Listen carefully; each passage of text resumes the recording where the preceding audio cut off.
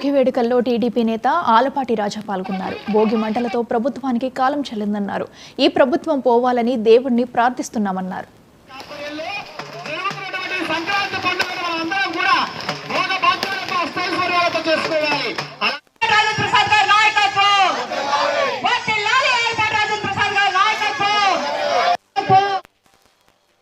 అనేది నిజమైనటువంటి ఆనందంతో కూడినటువంటి పండగ ఏదైనా ఉంది అంటే తెలుగువారి పండుగ సంక్రాంతి పండుగ అని చెప్పి, ఇది సాంప్రదాయానికి సంస్కృతికి నిలయమైనటువంటి పండుగ, అందరి పండుగ ఈ సంక్రాంతి పండుగ అని చెప్పి, ఇది కులాలకి మతాలకి అతీతమైన పండుగ.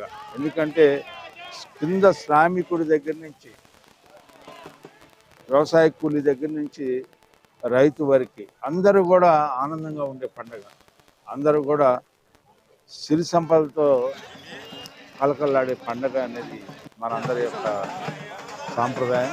అలాంటి సాంప్రదాయంతో కూడినటువంటి పండుగ 3 రోజులు చేసుకోవడం అనేది, ఇంకే పండుగని 2 రోజులు చేసుకోవడం అనేది అనుకోరు. 3 రోజులు చేసుకునే పండుగ సంక్రాంతి. ఈ ప్రభుత్వం ఎన్నో చీకటి జీవోలు ఇచ్చింది. ఈ జీవోలన్నీ కూడా ఈరోజు ఈ భోగి మంటలతో పోవాలని చెప్పి ఈ ప్రభుత్వం పోయే రోజుల దగ్గరికి వచ్చింది. ఖచ్చితంగా ఈ భోగి మంటలతో ఇది కాలం చెల్లిందని చెప్పి నేను అనుకుంటున్నాను. ఇది కావాలని ఆ భగవంతుని ప్రార్థిస్తాను. ముందు భోగి, ఈరోజు రేపు సంక్రాంతి, ఎల్లుండి కనుమ. ఈ 3 రోజులు కూడా తెలుగు పాట ఎక్కడున్నా కూడా తెలుగు ప్రజలందరికీ కూడా చాలా పెద్ద పండుగ ఇది. ఈరోజు అందరూ కూడా చూస్తున్నాం, టీవీలు అంతా కూడా ఎక్కడ పెట్టినా కూడా సొంత గ్రామాలకు రావటం, సొంత ఊళ్ళలో చేసుకోవడం, బంధువులంతా రావటం అంతా చూస్తుంటాం. అలాగా ఆంధ్రప్రదేశ్లోనే కాదు, భారతదేశంలోనే కాదు, ప్రపంచం నలుమూలలు ఉన్న తెలుగు వారందరికీ కూడా సంక్రాంతి శుభాకాంక్షలు.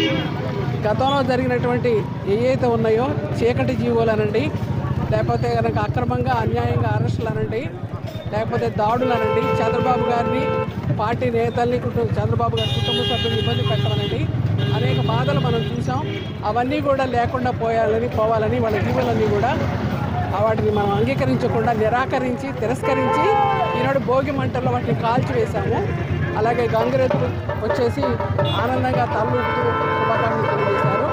అలాగే కోడి పందాలు, అలాగే హరిదాసులు సాంప్రదాయబద్ధంగా ఐతానార్లు ఈ రోజున మన అబ్బాయిలందరూ కూడా చాలా బాగా చేశారు. ఏది ఏమైనా ఈరోజు చాలా బాగా ఘనంగా జరుపుకున్నాం. వచ్చే సంవత్సరం విజయంతో తెలుగుదేశం అధికారం